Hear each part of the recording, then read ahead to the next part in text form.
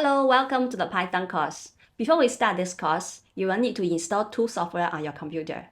First software is called Python. Think of Python as a translator. It translates your code to something that computer understands. Second software is called PyCharm. PyCharm is an app. It helps to make our coding life easier.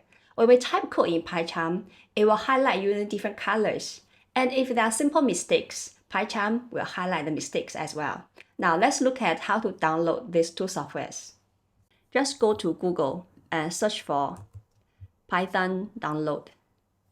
Click here. The latest version is here. Since I'm using MacBook, so Chrome already chose the version for Mac for me. If you are using Windows, you will see the latest version for Windows. Open another tab. Then you can search for PyCharm download. Click here.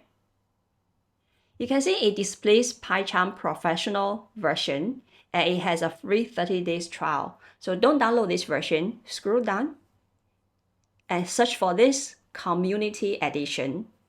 This is free and just download for your computer.